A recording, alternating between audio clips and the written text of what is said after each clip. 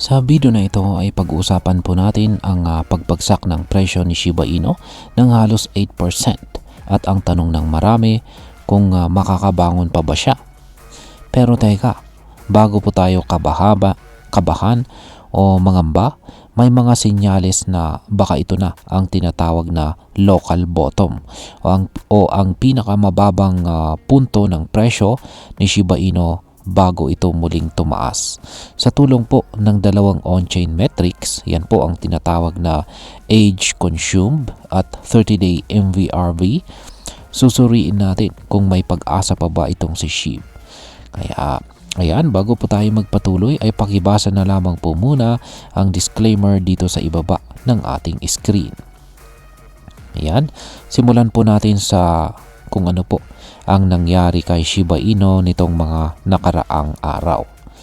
Ayan, nitong nakalipas po na araw ay bumagsak po si Shiba Inu ng halos 8% sa loob lamang ng isang araw. Naglaro po ang kanyang presyo mula 40 digits 123 hanggang 40 digits 133. At sa oras po na nailabas ang balita na ito ay naglalaro siya sa presyo na 40 digits 125. At sa loob po ng sa loob lamang po ng 24 oras, umabot na sa $289 million ang kabuang trading volume ni SHIB. Kasabay nito, halos lahat ng meme coins ay bumagsak din. Sa katunayan, nawalan ng halos $10 billion ang buong meme coin market sa loob ng isang linggo. Ang matinding volatility o pabago-bagong galaw ng presyo, kasama na rin ang mga nagbebenta para iwasan ang mas malaking pagkalugi, ang dahilan ng pagbagsak na ito. Pero teka lang, may mga positibong senyales din. Ngayon is ano po ang ibig sabihin ng age consumed at bakit po ito mahalaga? Ayan. Simulan po natin dito sa age consumed na isang on-chain metric mula po sa analytics platform na Sentiment. Ibig pong sabihin nito ay sinusukat po nito kung gaano karaming luma o matagal ng hawak na SHIB coins ang biglang gumalaw o na-transfer. Kung tumaas po ang age consumed, yan ay kadalasan ibig sabihin nito ay nagbebenta na ang mga long-term holders. Mga taong matagal ng hawak si SHIB or may matagal ng may SHIB holdings. Pero may twist. Base po sa kasaysayan, pagkatapos po ng ganitong spike, madalas ay sumasabay ang pag-recover ng presyo. Kaya yan nakikita po natin dito ay ang Shiba Inu age consumed na chart. Yan, noong May 5, May 12 at ngayong May 30 ay tuwing tumataas po ang age consumed, kasunod ay nagkaroon ng mini rally o bahagyang pag-angat sa presyo ni SHIB. Kaya ngayon ay umaasa po ang marami na baka ito na ulit ang sinyales ng isang bagong simula. Ngayong araw ay umabot po sa 580 trillion SHIB ang age consumed. Pinakamataas mula May 20 at halos 1,500% ang kanyang itinaas kumpara sa nakaraang araw. Ibig sabihin nito ay malawakang paggalaw ng mga luma at dormant na SHIB coins. Yan, dito naman po tayo sa 30-day MVRV ni SHIB. Yan, yung ating nakikita rito ay ang chart ng SHIB MVRV ratio. Ngayon is bakit ito positibo kahit negatibo ang number nito? Ayan, ang MVRV or market value to realized value ay isa po itong metric na sumusukat kung ang mga buyers ng SHIB, ayan, sa nakaraang 30 days ay kumikita or nalulugi. Ngayon nasa negative 10% po ito.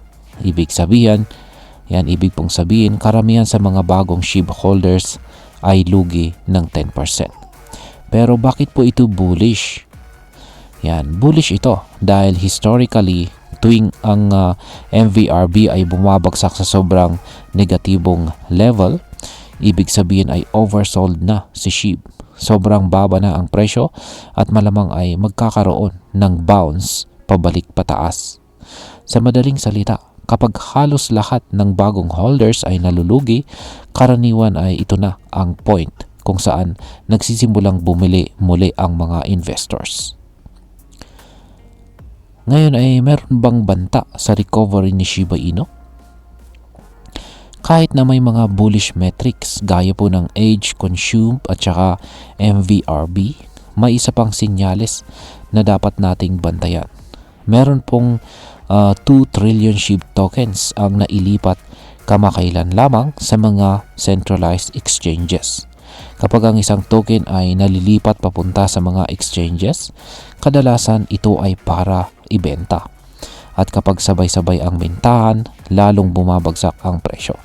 Kaya kahit na may mga sinyalis ng recovery, hindi pa rin ito sigurado. Dapat pa rin tayong mag-ingat sa mga sell pressure na pwede pong magpabagal o tuluyang sumira sa pag-akyat ni SHIB. Ngayon is makaka-recover pa ba itong si Shiba Inu?